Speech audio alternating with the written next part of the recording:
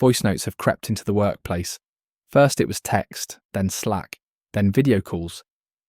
And now people are sending audio clips to share ideas, give feedback, or ask questions. But are they making work better, or just louder? Below is a dialogue between two perspectives, one for voice notes, the other against. Both offer compelling arguments, depending on how you like to work. Voice notes are messy, they're hard to scan, impossible to search, and often full of rambling. When someone sends one, they're basically saying, "My time is more valuable than yours. I couldn't be bothered to write this down, but you need to stop what you're doing and listen."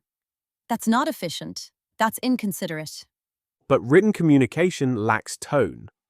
Voice adds context, the kind you can't type. Excitement, sarcasm, uncertainty, you hear it. That makes misunderstandings less likely. If workplace miscommunication is a problem, voice can be the fix. Sure, but reading a message takes seconds. Listening to a voice note takes time and full attention. You can't skim an audio clip. You can't quote or forward a section easily. And what if you're in a public space or can't use sound? Voice notes create friction. Friction isn't always bad. Voice notes support creative thinking. Some ideas don't form in bullet points. They emerge in messy, half-baked sentences. In the rhythm of real speech, voice lets people share thoughts as they're forming. That can lead to breakthroughs. That's what meetings are for. Or scheduled calls.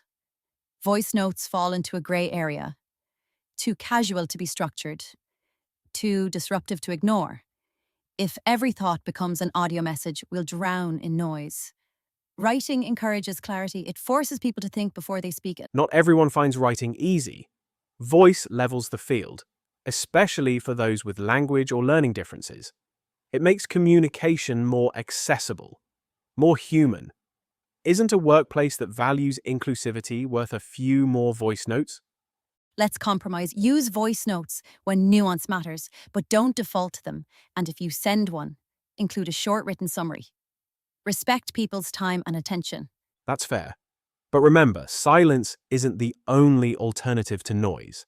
Sometimes the right voice at the right time can reconnect a team, clarify a vision, or inspire a new idea. Voice notes aren't good or bad, they're contextual.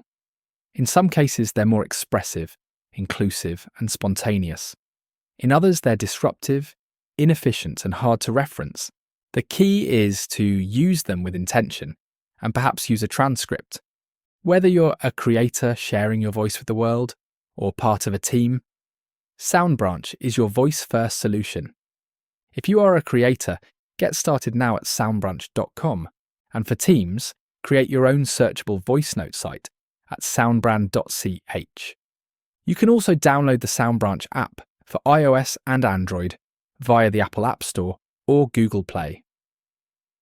With automatic transcription, you don't have to choose between voice or text. SoundBranch gives you the best of both worlds.